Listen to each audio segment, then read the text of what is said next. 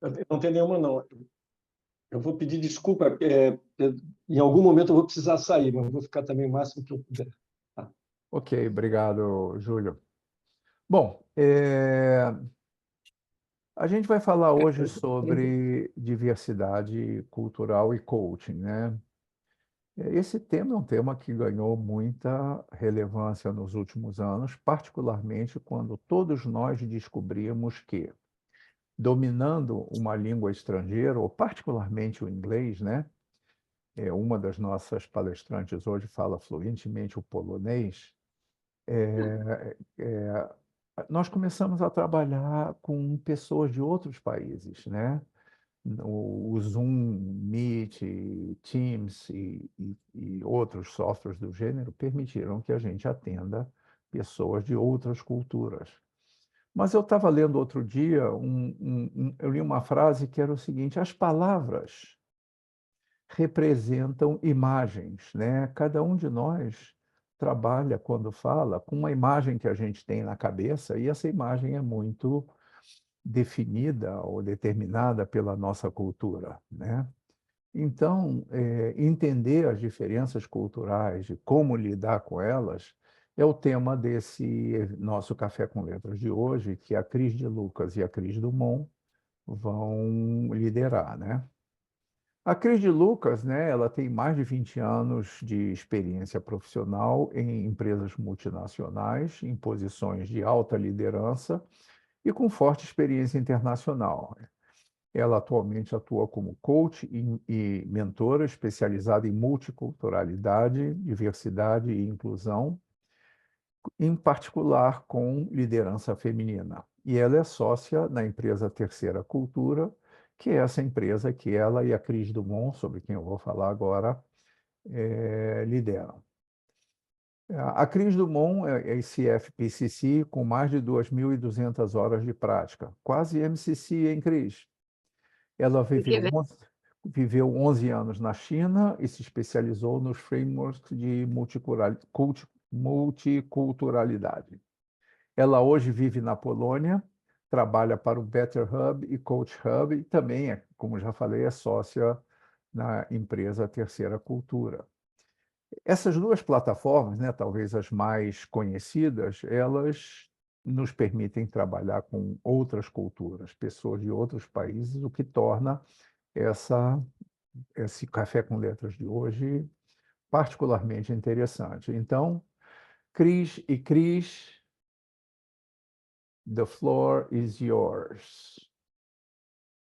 Gente, obrigado por todo mundo que está aqui. Esse horário está aparecendo as pessoas para eu aceitar aqui, mas Eu vou alguém aceitando, eu vou Então você aceitando. vai aceitando, tá bom? Isso. Obrigado por quem pôde estar aqui. Esse horário é um horário, né, imagino que é difícil, e no Brasil, que também são 20 para as 7 da noite, para mim é mais tranquilo, ainda mais que está no verão, está de dia, aqui na primavera, aqui na Polônia. E hoje é um dia que eu diria que é especial para mim, né? Primeiro, assim, porque é a primeira vez que eu e a Cris de Lucas estamos fazendo uma palestra para a ICF, juntas, sobre multiculturalidade, isso é muito especial. E também porque hoje, amanhã, o meu filho, que mora na Austrália, está se mudando para Amsterdã. Então, vai ser a primeira vez em que os 4 irmãos, nos últimos 10 anos, vão estar morando na mesma cidade, juntos. Então, isso está me deixando extremamente feliz. E o Flávio já falou, eu trabalhei 25 anos no mercado corporativo, fui para a China, na China passa a régua, começa tudo de novo, nova carreira, comecei como coach, né? E aí fui me aprofundando na multiculturalidade até chegar esse momento que a gente está aqui. E aí eu aproveito para dizer que a forma como eu me apresentei já é um sinalizador da cultura que eu venho. Nas culturas que são mais coletivistas, os relacionamentos vêm na frente e a gente tem uma comunicação que é mais aberta e é onde a gente pode compartilhar as nossas privacidades.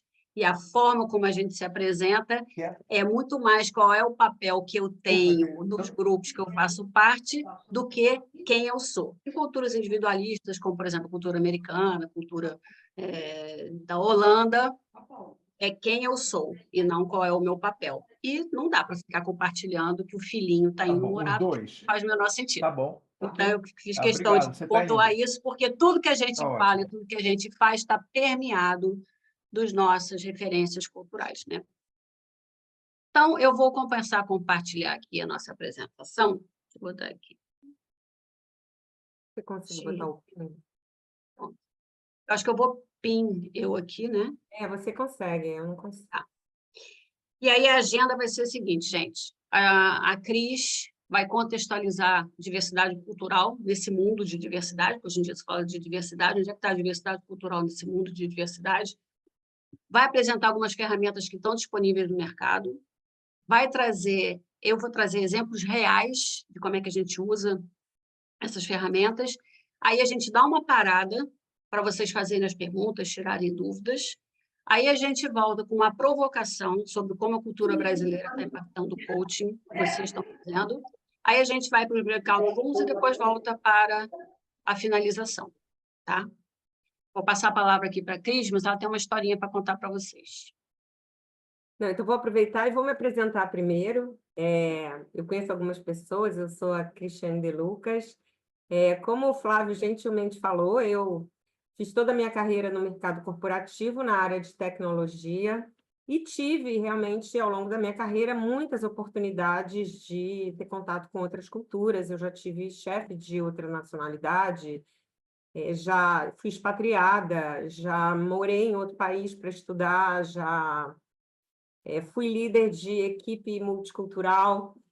Então, realmente, assim, a diversidade cultural está presente na minha vida, mas eu acho que a primeira vez que ela bateu na minha cara, de fato, foi quando eu fui expatriada e praticamente a primeira compra que eu fui fazer, que era de um automóvel, e eu cheguei na concessionária e negociei o carro e queria numa determinada cor e o vendedor me disse, não, tudo certo, você paga, compra o carro, amanhã ele vem de uma outra loja, uma outra filial, e você vem aqui buscar, tudo certo. E ele falou, tudo bem, a gente se vê amanhã. Aí eu falei, não, como assim a gente se vê amanhã? Você não vai me dar nada? Ele falou assim, mas te dá o quê? O carro eu te dou amanhã. Eu falei, não, eu preciso de alguma comprovação, eu estou deixando um cheque de milhares de dólares, né? Não eram muitos, mas, enfim, eu não posso sair daqui sem nada. Ele falou, não, mas eu vou estar aqui amanhã, você me procura e eu te entrego teu carro. Eu falei, você não pode garantir que você vai estar aqui amanhã. Você pode ficar doente, você pode ser demitido, muita coisa pode acontecer. Eu falei assim, mas, menina, eu não estou entendendo qual é o seu problema. E realmente aí a gente foi falar com o gerente, aí ele falou com o gerente e ele veio com um papel manuscrito dizendo, recebi tantos mil dólares para a compra de um carro e me entregou um papel em branco, escrito, manuscrito por ele, eu falei, mas o que é isso? Você está pensando que eu sou palhaço? Você não me dá um papel que não é... Desculpa, gente, já dou até aqui que é para... Você me dá um papel que não tem um logotipo da empresa. Você me dá um papel que não tem um logotipo da empresa. Não assina esse papel. Gente, peraí. Desculpa, gente. Não está dando para ouvir nada daqui, Cris. Pronto. É que estava tocando o telefone. Você me dá um papel que não está assinado, que não tem o logotipo da empresa, que não é oficial, e você acha que isso vale alguma coisa para mim? Enfim, eu fui falar com o gerente me tranquilizou, disse que eu poderia vir no dia seguinte e que o carro ia ser meu.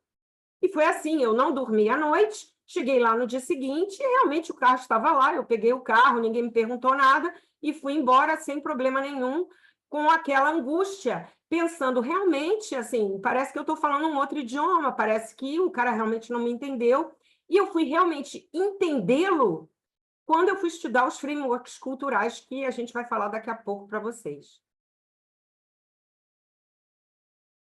Bom, e quando eu comecei em 2020 a fazer a minha transição de carreira, eu comecei a fazer o curso de coaching na Profit, e eu queria trabalhar com diversidade e inclusão, né? Mais especificamente aí diversidade, equidade, inclusão e pertencimento, né? Que é o B de belonging.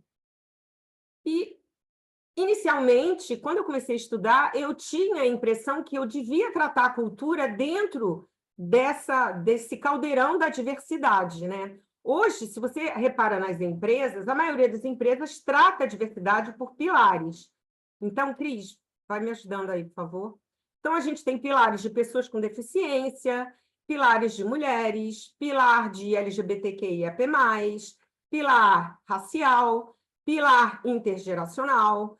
Ou algumas empresas têm outros pilares diferentes desses, mas para mim, para nós, nunca ficou evidente que a cultura seria um desses pilares. Muito diferente, a cultura, ela perpassa esses pilares, porque ela é inerente, ela não é de um grupo, porque aqui a gente está falando o quê? De grupos minorizados que são subrepresentados nas empresas.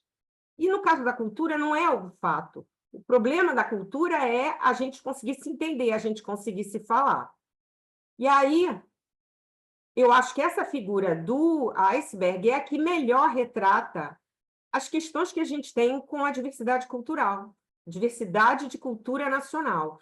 A gente tem uma parte visível, que é o que a gente vê normalmente quando a gente vê nos filmes, ou a gente está visitando, fazendo uma viagem de turismo, né? Que é a comida, vestimento, idioma, enfim.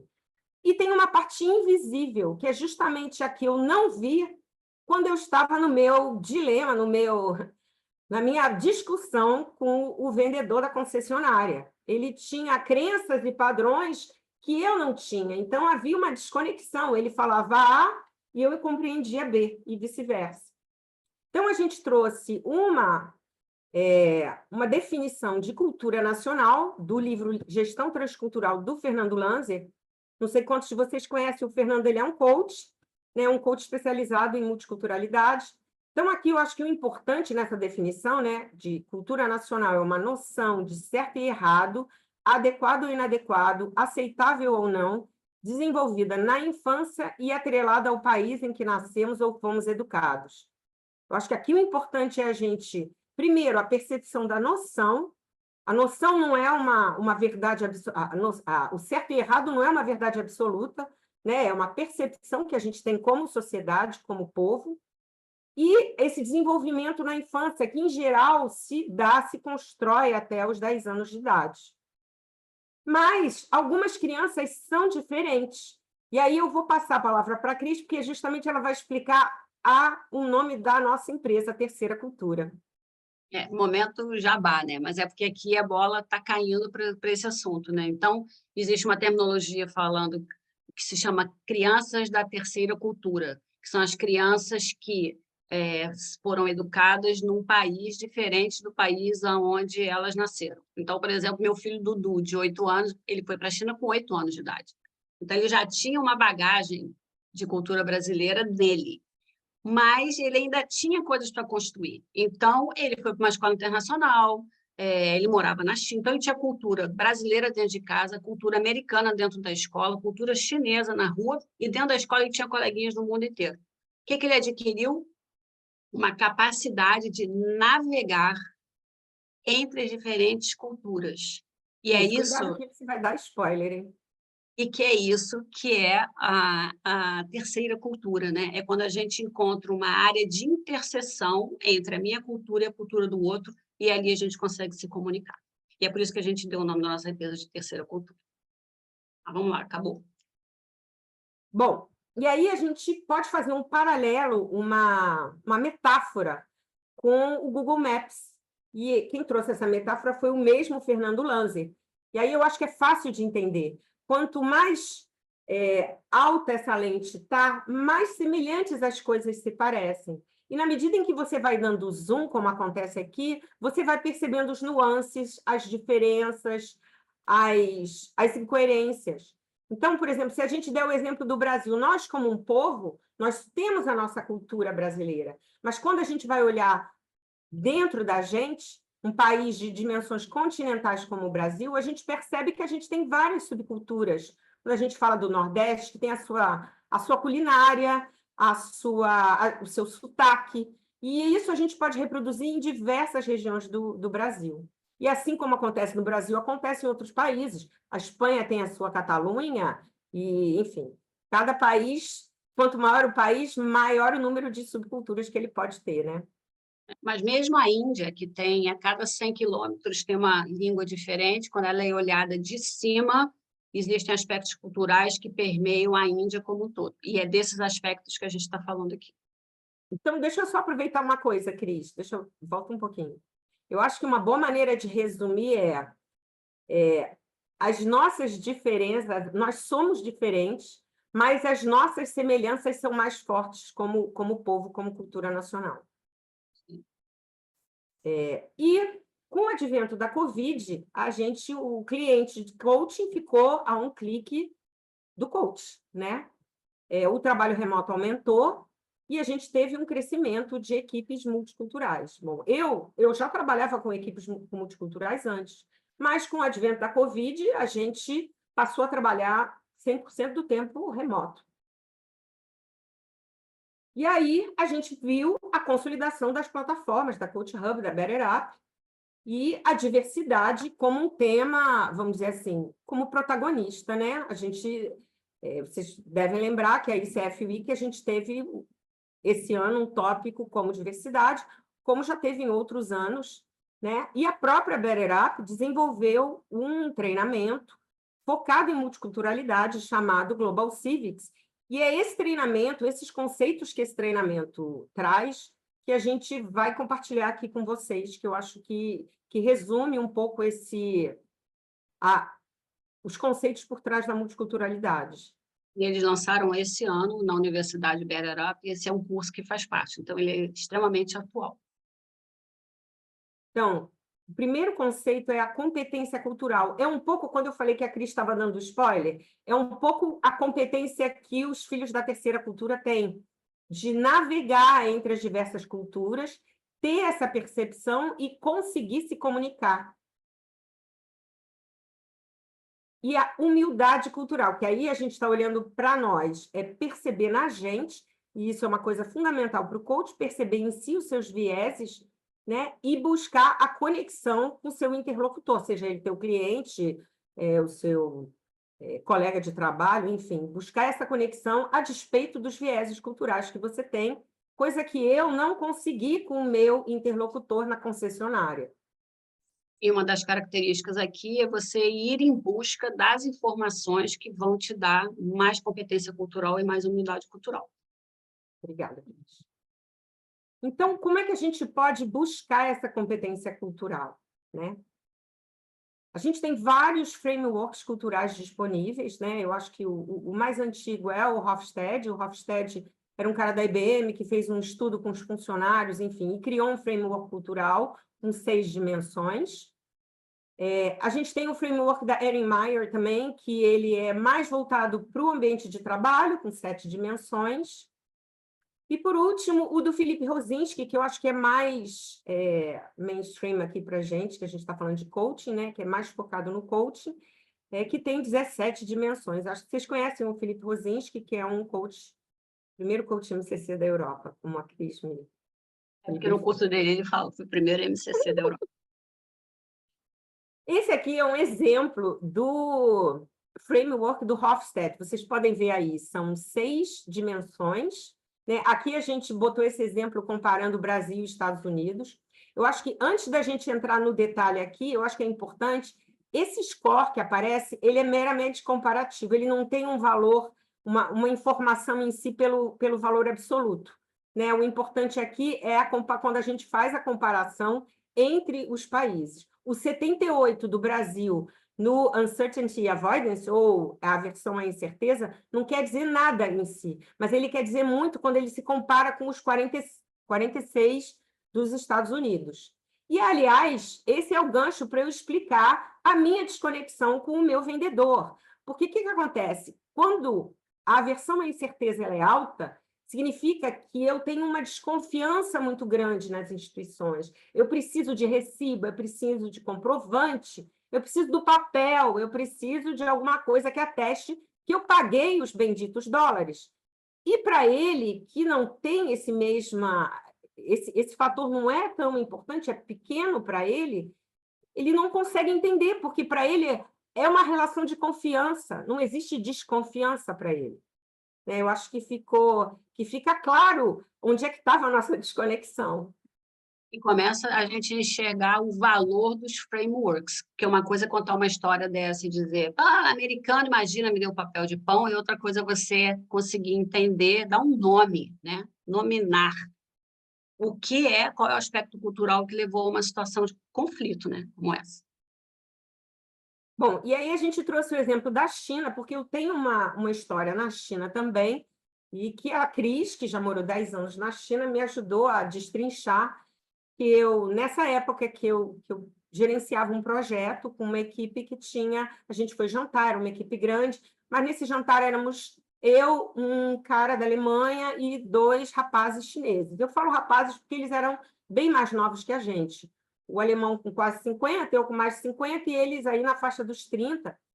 E a gente estava esperando, a gente já tinha feito o pedido, e estava conversando, e um deles sacou o celular e me coloca um vídeo, mas assim, não era um Reels, ele era um Netflix que ele estava assistindo ali na hora do jantar, entendeu? Então, eu me sentia muito desrespeitada, honestamente, eu me senti super desrespeitada. Eu chamei a atenção dele e falei, olha, isso é muito desrespeitoso, você faz isso quando você está jantando com a sua família, você tem que conversar aqui, a gente está aqui trocando, está num ambiente...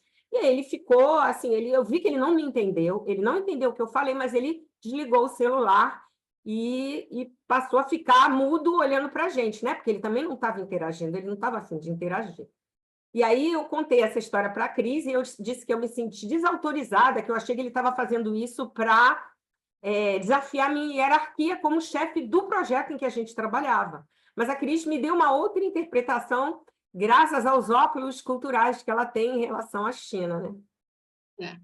E aí a gente está falando aqui, nesse caso chinês, eu tive que parar para pensar um pouco, né? Mas em dois frameworks. Primeiro, power distance e hierarquia. Então, a China, você percebe, o Brasil é hierárquico, tem quase 70, mas a China é muito hierárquica.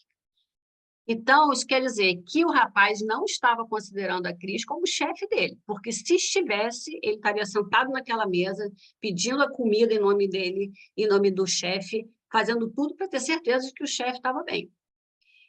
E aí, os dois países, tanto o Brasil quanto a China, são muito coletivistas. Você vê que assim, o individualismo versus coletivismo, né? Então, a gente tem o individualismo, e a China também, muito baixo. A gente é um país coletivista, aonde os relacionamentos, onde o grupo é que é o mais importante.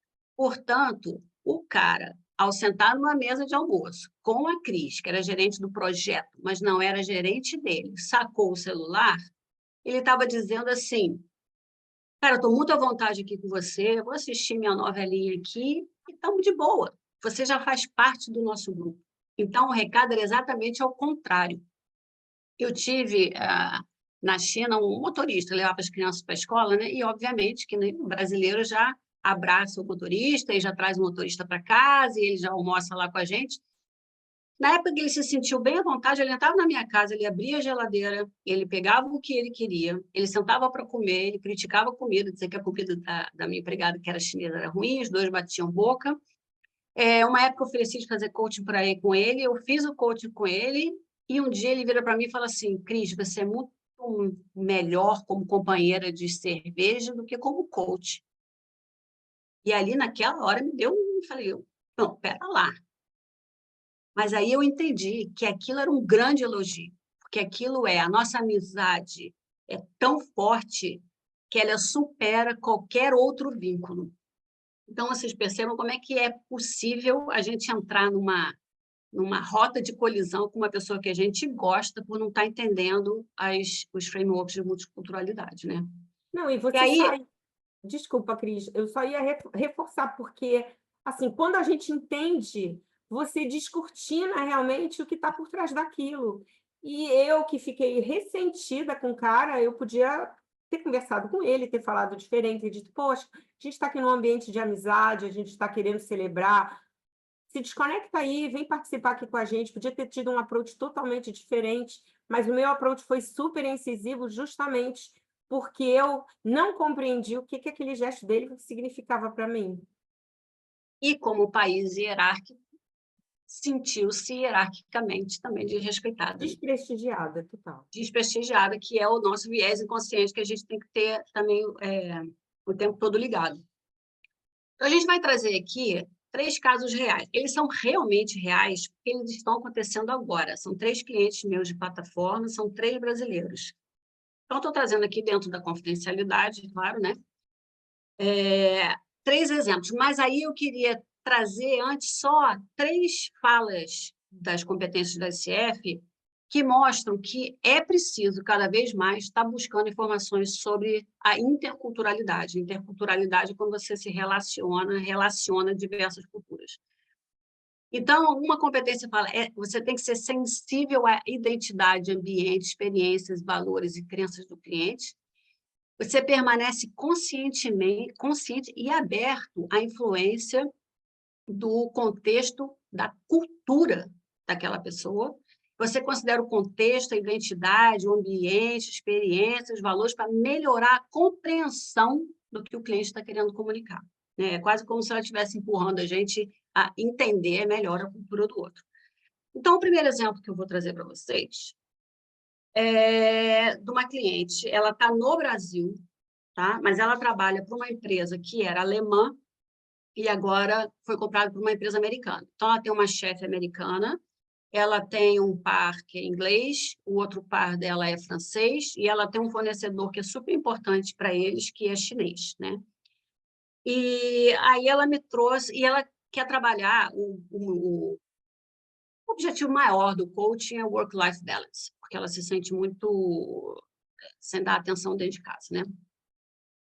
Então, ela diz, minha chefe, deixa eu jogar aqui para baixo, minha chefe acha que eu tenho que decidir sozinha, mas eu acho que eu tenho que pedir a opinião dela.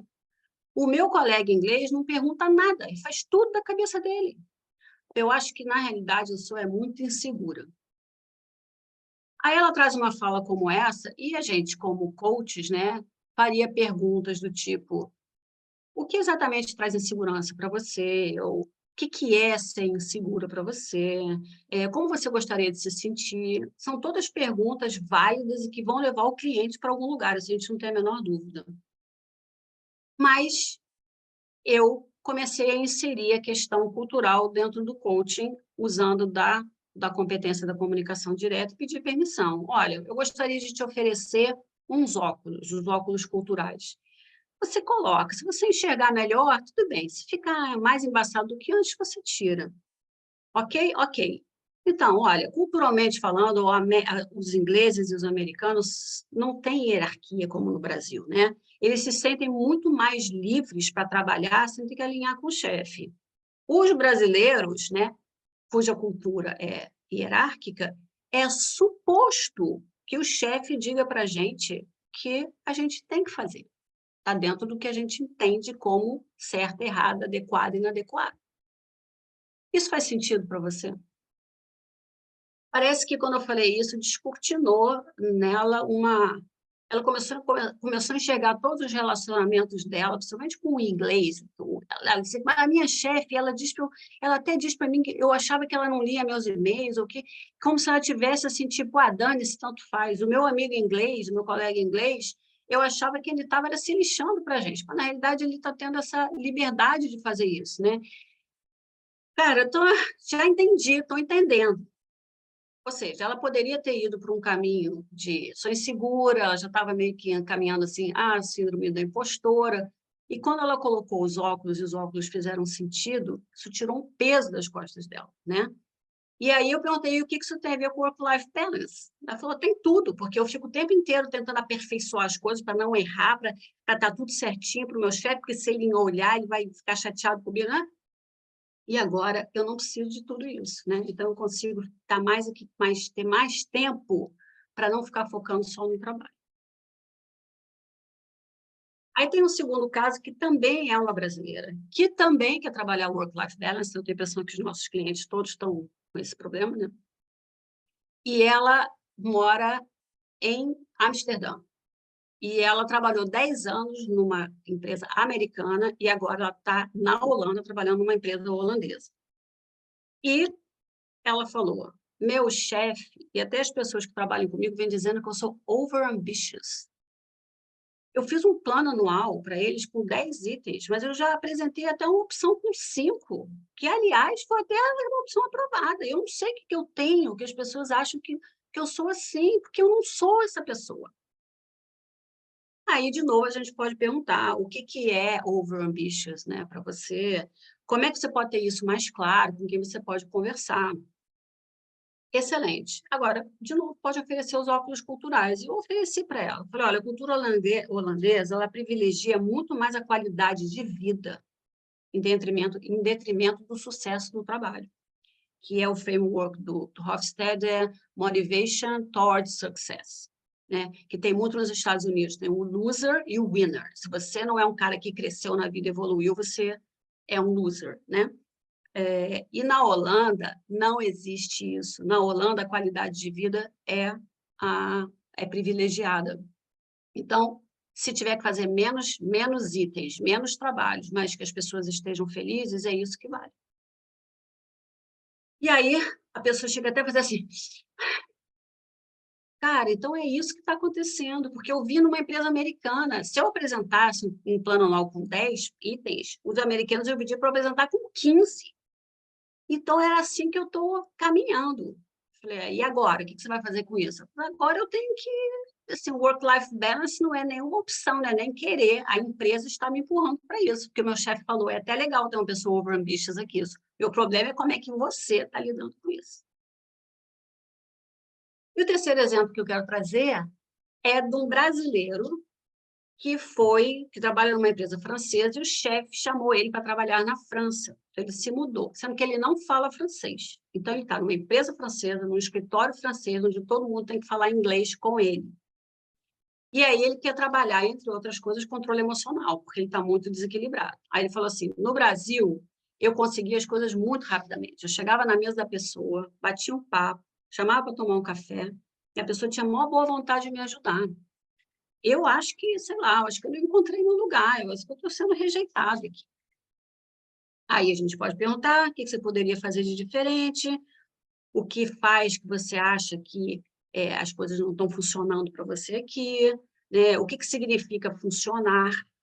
Mas eu, de novo, pedi a permissão para compartilhar os óculos culturais e falei, olha, a cultura brasileira é coletivista com foco em relacionamento. A francesa é individualista, com foco na tarefa. E com dificuldade de ler nas entrelinhas, né? Então, essa coisa de você parar na mesa para bater um papo, para montar um relacionamento e estar embutido ali, que você está precisando que ele te dê o relatório antes, não será entendido. E aí, novamente, é aquele momento em que cai uma ficha, em que a pessoa entende não só esse momento, como entende todas as outras interações que ele vem tendo no almoço, no jantar com o francês, inclusive da mulher dele, que também passou pela mesma situação. Né? E aí, o que isso tem a ver com controle emocional? Tudo, né? Porque quando você começa a entender aonde você está, você começa a ter mais controle das suas reações. E nesse momento, a gente acha que é um bom momento para dar uma paradinha. Vou até tirar o pin da gente aqui, Cris. Para a gente conversar um pouco. Quem é que tem pergunta? Quem é que não concorda? Quem Se alguém quiser concorda? compartilhar algum exemplo, assim, que de repente tenha dado aquele clique, né? Ah, então é por isso que aquela pessoa...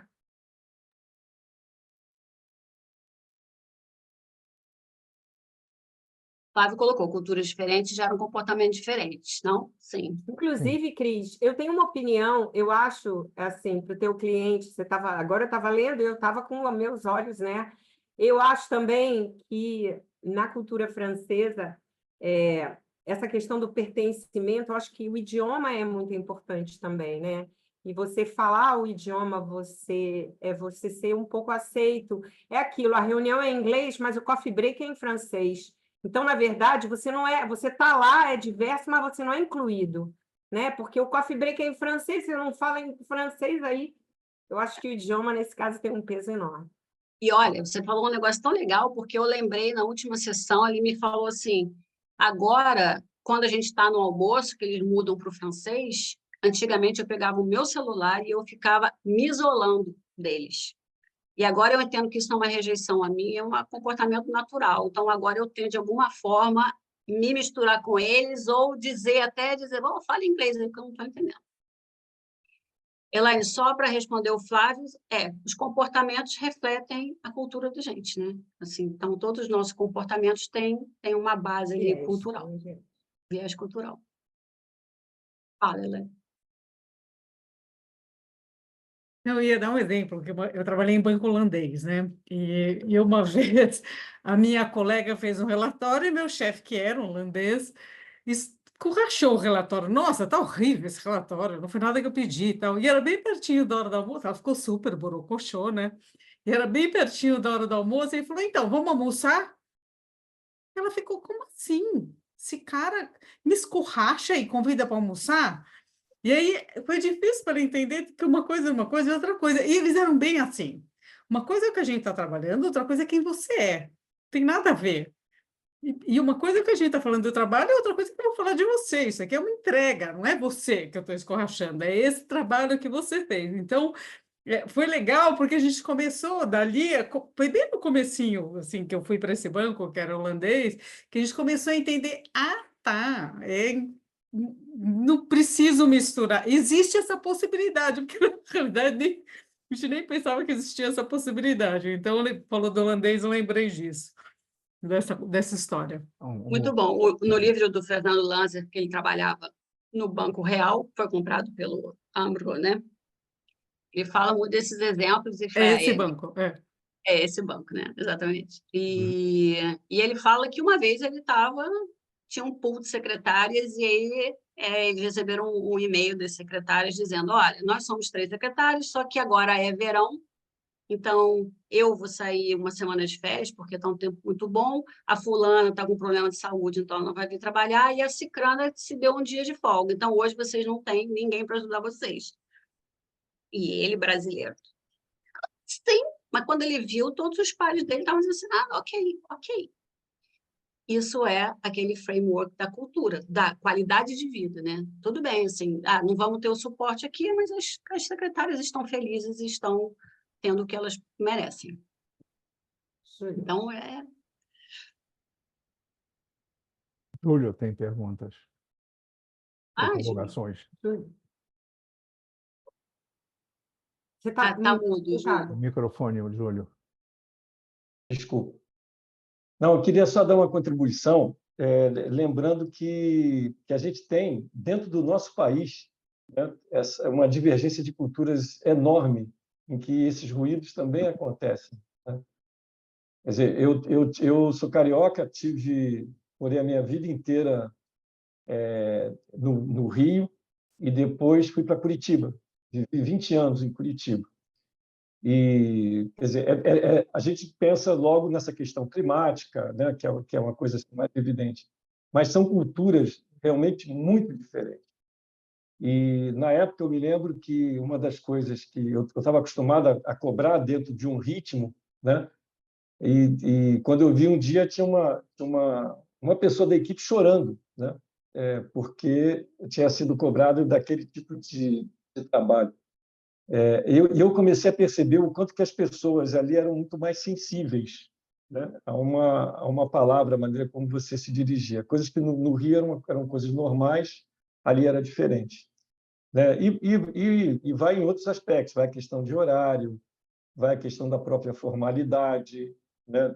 Mas, Pessoas Júlio, é são por isso, formais. justamente, é aquela figura do Google Maps que eu acho que dá exatamente essa dimensão, que você, de longe, todo mundo é igual, mas quando você vai olhando mais de perto, você vai aproximando, aí você vê as nuances, as diferenças superficiais, né? Tipo culinária, sotaque, e as mais profundas, né? Isso que você falou, Exato. a sensibilidade, a maneira de se portar para coisas profissionais, enfim. A língua é a mesma, o país é o mesmo, né?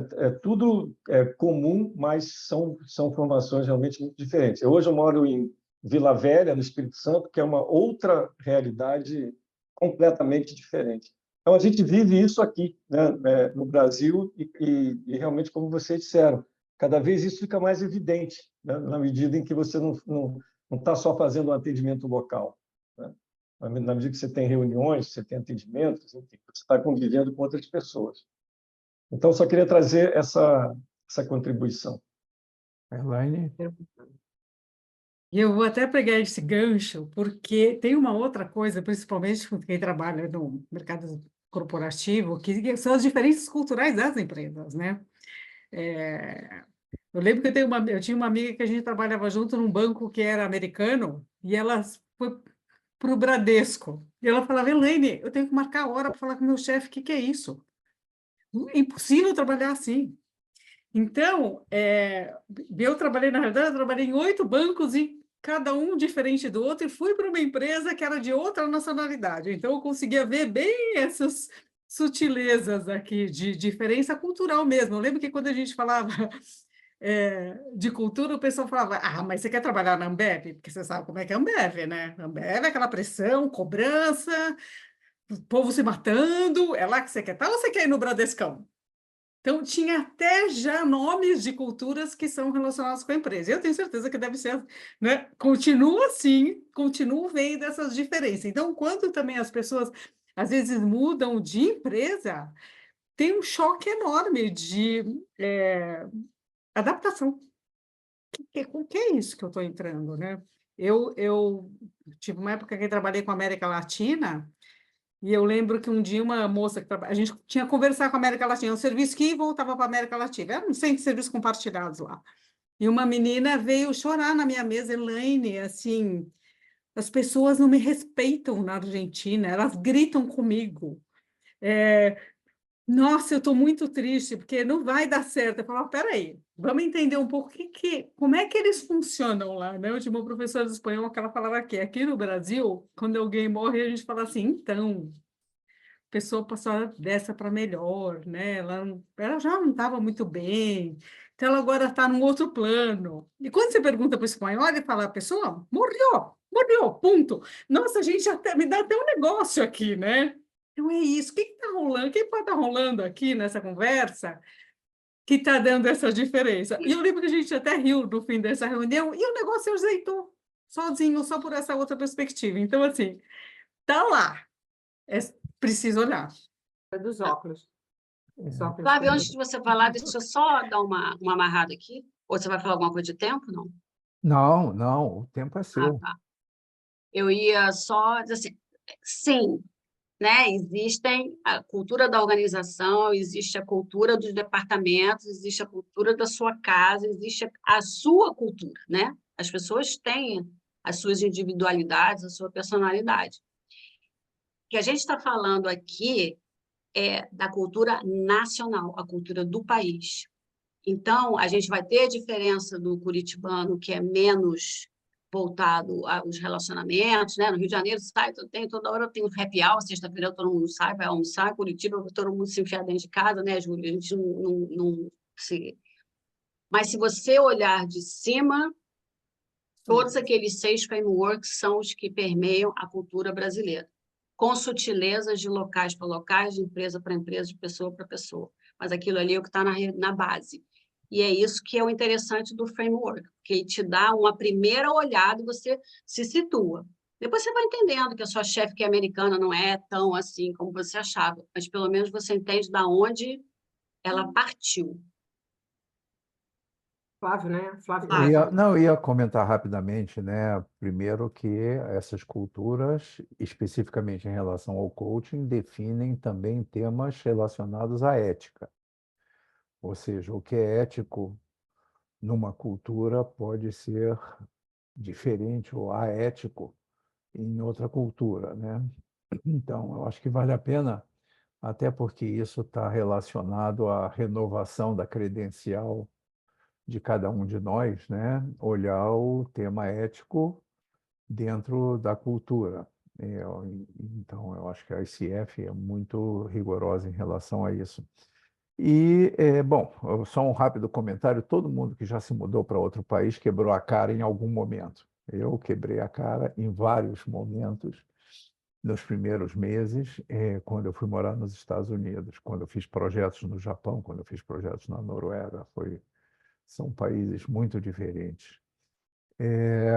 Agora, a pergunta que eu tinha, eu acho que talvez vocês venham a explorar agora nessa segunda parte, Cris e Cris, é o uso desses referenciais, né? Isso, do ponto de vista do coaching intercultural ou multicultural, é feito de uma forma, digamos assim, estruturada, ou isso é um conhecimento que vocês mantêm dentro, né, uma referência, vamos chamar assim, interna do coach que usa durante as sessões? Eu acho que foi uma boa pergunta, porque eu esqueci de falar que, assim, todo coach, nós como coach, a gente está sempre aprendendo alguma coisa, né? A gente estuda sobre neurociência, a gente estuda sobre programação neurolinguística, a gente aprende a fazer assessments, né? A ler, a fazer... Então, a gente vai nos enchendo, vai pegando aquele nosso cinto de utilidades e vai botando coisinhas ali. E na hora em que, na sessão, parece que aquilo pode fazer alguma diferença, a gente vai e oferece para o cliente, né? É como diz o Júlio, oferece na bandeja, pegar, pegou, pegar, não pegou, mas a gente ofereceu. Então, não existe uma sessão formatada para isso, mas existe você sacar esse conhecimento e oferecer na hora que você diz assim, putz, minha intuição diz que aqui tem um problema cultural.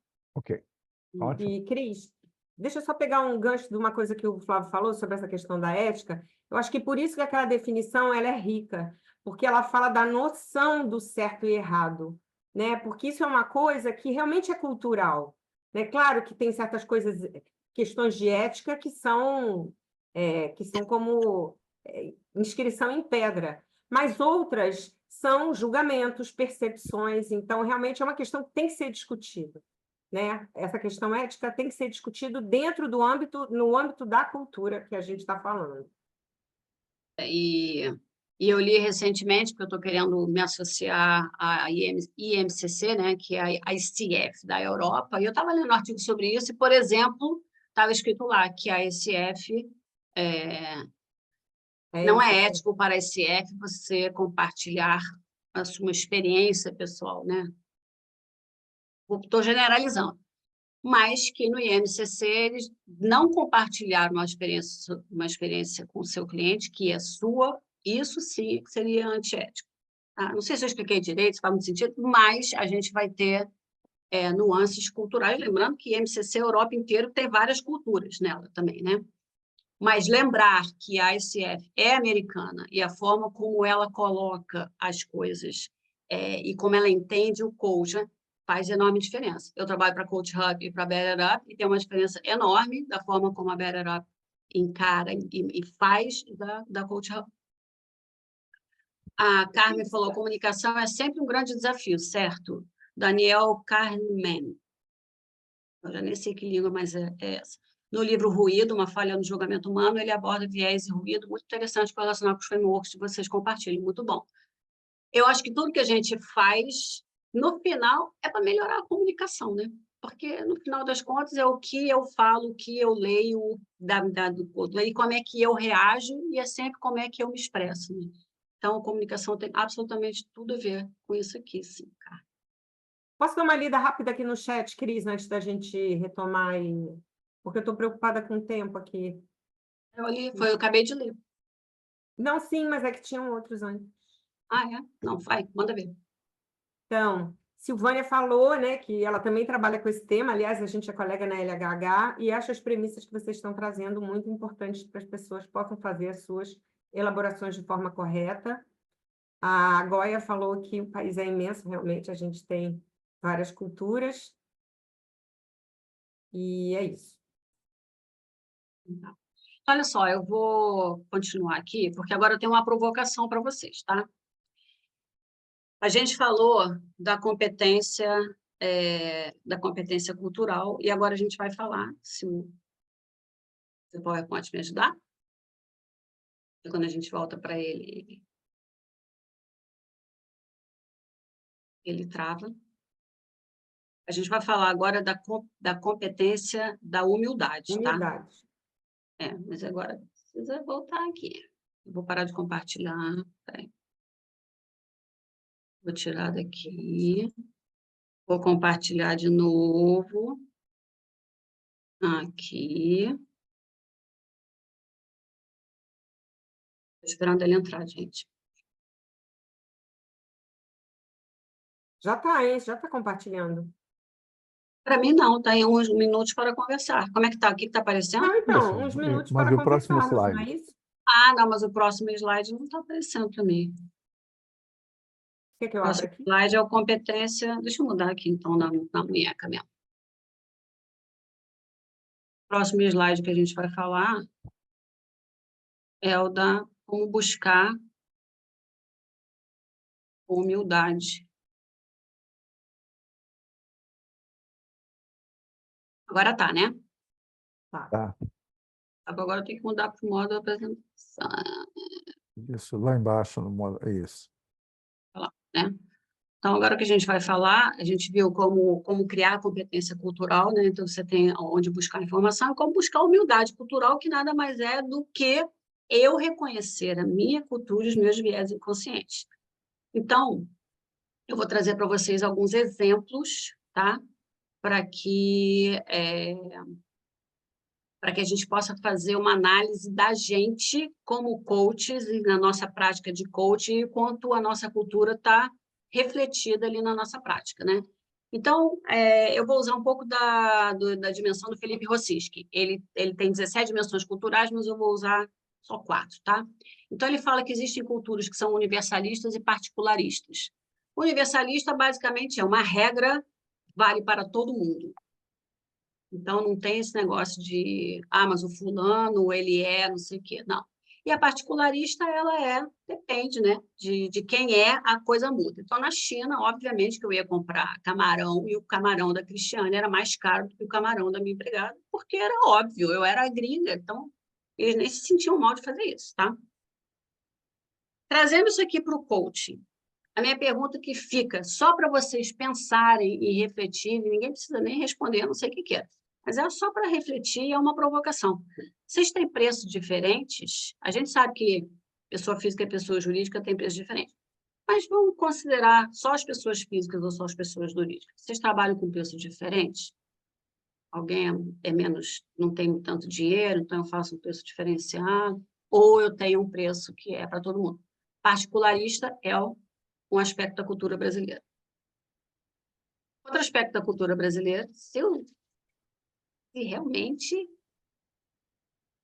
o PowerPoint imaginar, é a questão da hierarquia, né? A gente é um país hierárquico. A gente espera que o nosso chefe diga para a gente o que fazer. Se a gente encontrar o nosso chefe na rua, ele ainda é o nosso chefe. Cris, posso só falar uma coisa hoje que eu me lembrei que eu acho que resume bem a questão da hierarquia, que a gente vive falando aqui nesse país, obedece, manda quem pode, obedece quem tem juízo, né? Nada simplifica mais a hierarquia do que essa frase. Que os ditados pessoais, né? Pelos ditados populares. A pergunta que fica de coaching aqui é: a postura de vocês muda se o cliente for um CEO? Se o cliente chega de terno e gravata ou de terninho, isso muda o seu mindset, a sua postura, e você sente que talvez você precise ser excelente?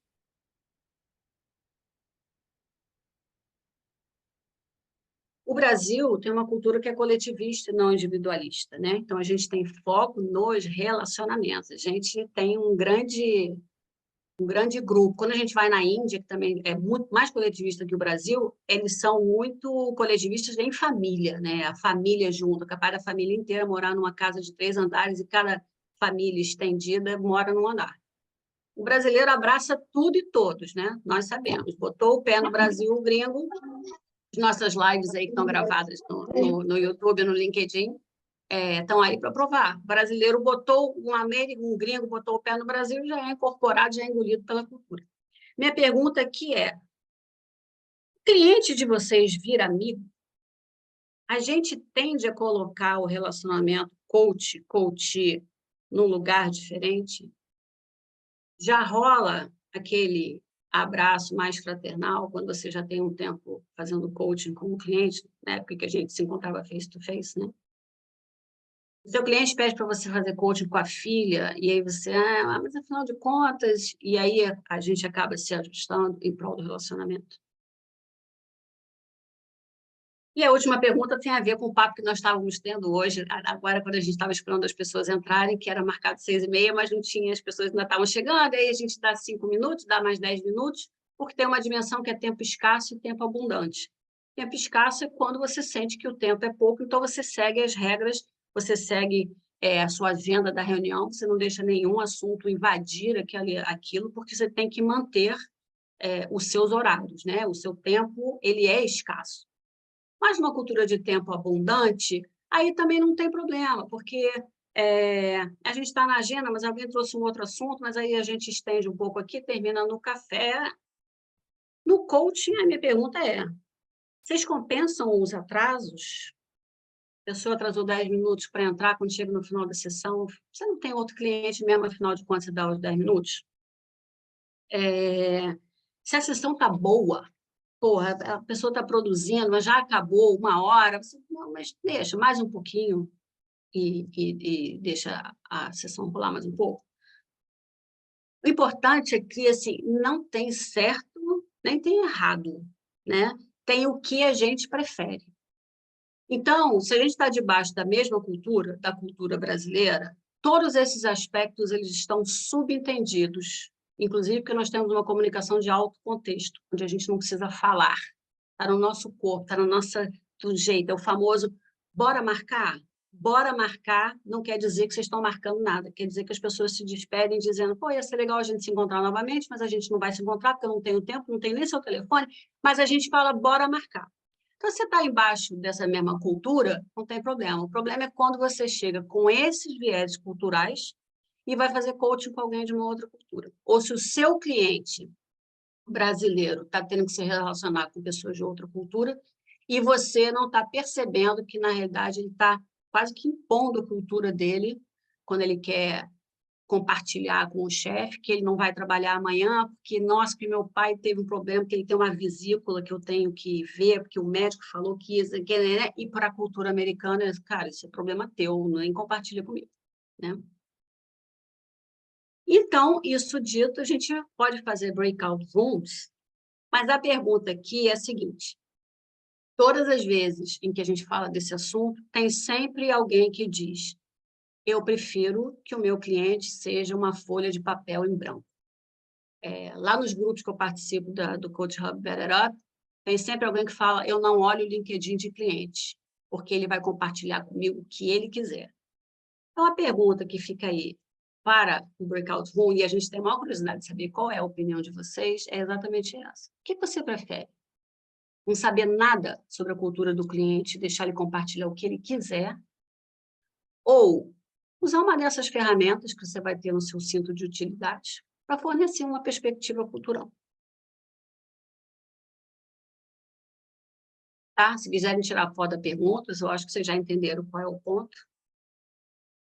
E aí, Flávio, vocês criam essa... A gente pode criar, eu só não sei fazer, mas se alguém souber fazer... Ele sabe, né? Ah, não, tem aqui sim, tem um Breakout breakout room rooms. aqui, ó. Você vai fazer, Flávio? Então, faz aí. Vamos criar 2 breakout rooms. Quantos vocês acham, gente, que seria Nós somos, hoje, tirando vocês 2, nós somos 15. Podemos fazer 3. Pelo menos 3, né? Então, um momentinho. E vamos nós. Fica 7 em cada sala? Ficam 5 em cada sala. 5 em cada sala. 5 em cada sala.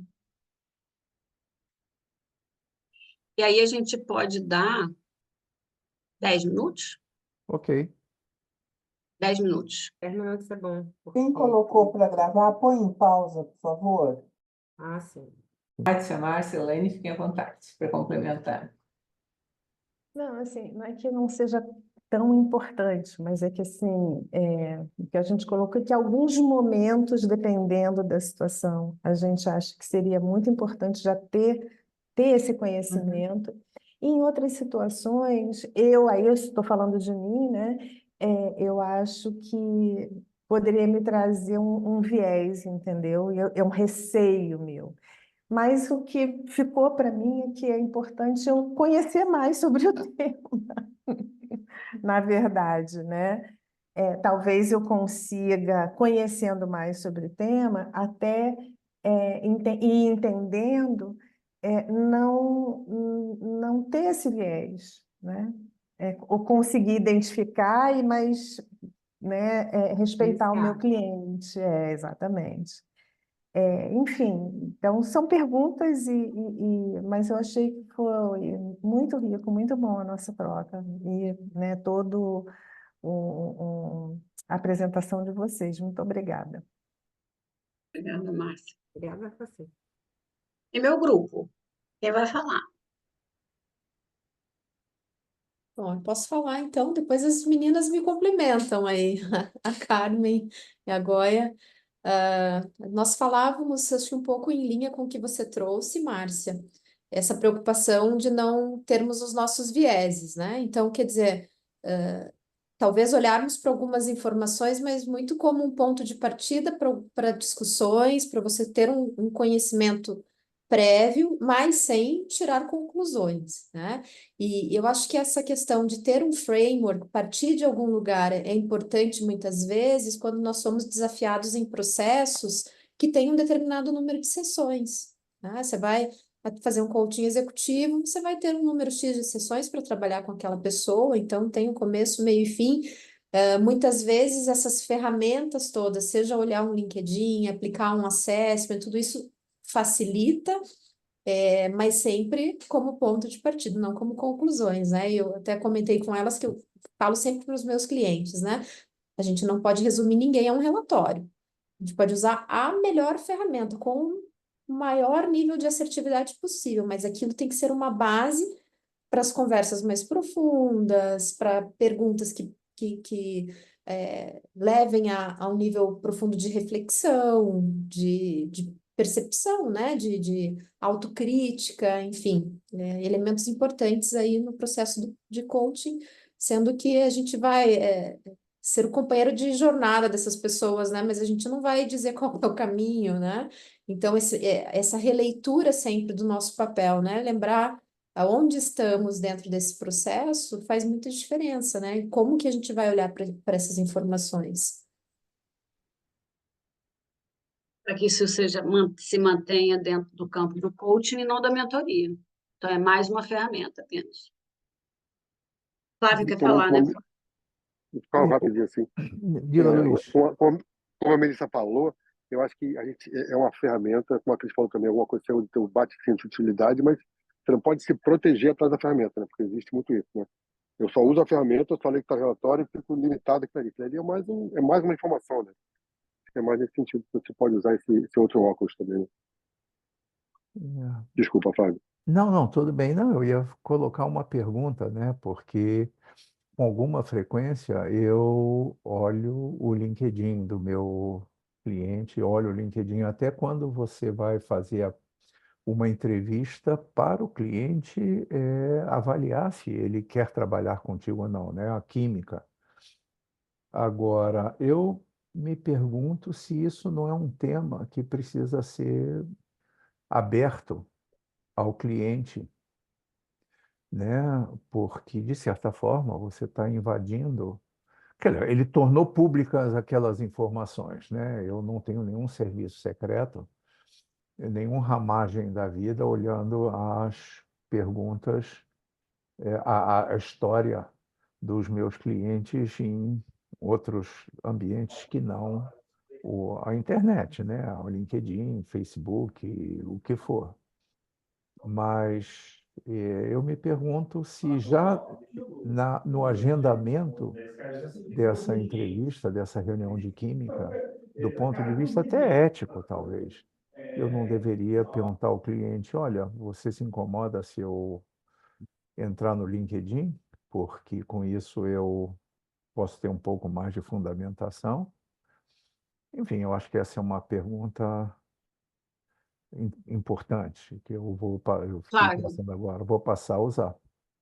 Eu fiz essa pergunta na plataforma, na Coach Hub, porque os clientes chegam para a gente, né? A gente não tem uma reunião, né? Eles chegam, eles viram o nosso perfil, gostaram da gente, chegam para a gente. E aí eu fiz essa pergunta na plataforma, vocês procuram o seu cliente de vocês no LinkedIn ou não?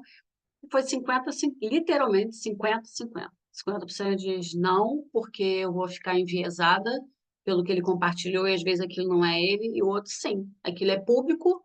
Eu acho até que ele vai achar que eu estou muito interessada nele porque o coach foi buscar entender melhor quem ele era. Então, Sim, mas provavelmente o cliente entrou no seu LinkedIn, também. né? Isso eu não tenho dúvida. Quem é essa pessoa que foi né, designada como minha coach? Eles escolhem, né? Mas assim, são opiniões diferentes, né? Então, Sim. assim, isso não é realmente não é um consenso no mercado. Sim, mas eu acho que a pergunta seria interessante, né? O que que o cliente pensa. Ok. Estamos Eu quase em acho que vai cima ter da as duas hora. respostas, né? Vai ter cliente que vai gostar e vai ter cliente que não vai gostar. Acho que vai Isso, dar medo. isso. E você vai ter que, mesmo tendo acesso ao perfil sem que o cliente saiba, você tem que honrar aquilo, porque em algum momento vai sair da sua boca alguma coisa que o cliente vai dizer: opa, como é que você sabe disso? Como é que você sabe que eu estudei na USP, né? Enfim, estamos chegando em cima da hora, né? Eu queria saber, Cris, eu me recuso a chamá-la de crises.